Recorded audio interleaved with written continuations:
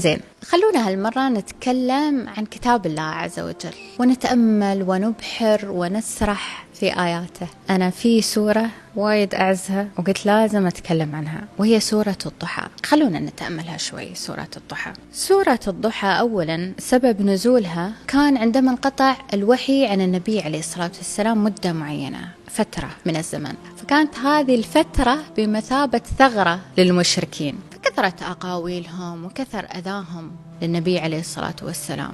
لا بل وتجرؤوا، وصلت فيهم المواصيل بأنهم يقولون بأن رب محمد قد تركه وتخلى عنه، فحزت في خاطر النبي عليه الصلاة والسلام وسهل، فأنزل الله هذه السورة ليطمئنه ويقول له نحن بجانبك يا محمد لا تحزن. فأول آية نزلها هي الضحى، والضحى وكأنه يبشره بداية يوم جديد، وقت الضحى، وقت شروق الشمس، النور، البشارة يا محمد، أمامك نور، والليل إذا سجى. طيب ممكن تتساءلون ليش ذكر النقيضين؟ الليل نقيض النهار، ليش أقسم بالنور والبشارة والشمس والضحى ثم قال والليل إذا سجى؟ المعنى في الآية اللي بعدها، ما ودعك ربك وما قلى، لأن الليل هو أكثر الأوقات اللي الإنسان يحس فيه بالوحدة والوحشة، فيه هدوء وسكينة، فتكثر أفكاره ويحس أنه ما حد حوله،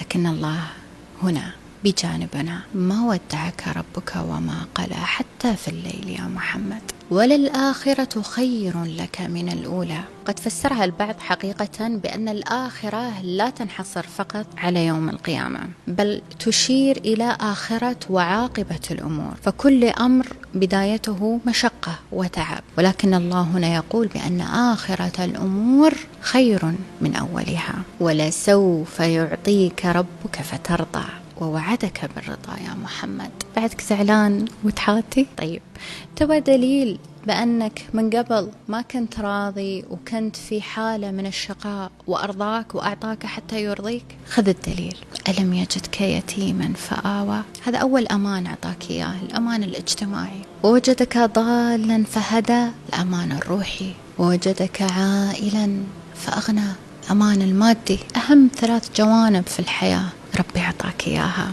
طيب تبغى تشكر ربك على هذه النعم؟ اعمل الآتي، مثل ما أعطاك عط غيرك. كنت يتيما فآواك، فأما اليتيم فلا تقهر. كنت ضالا فأجاب سؤلك، وأما السائل فلا تنهر. كنت فقيرا فأغناك، وأما بنعمة ربك فحدث. كما أعطاكم الله أعطوا عباد الله.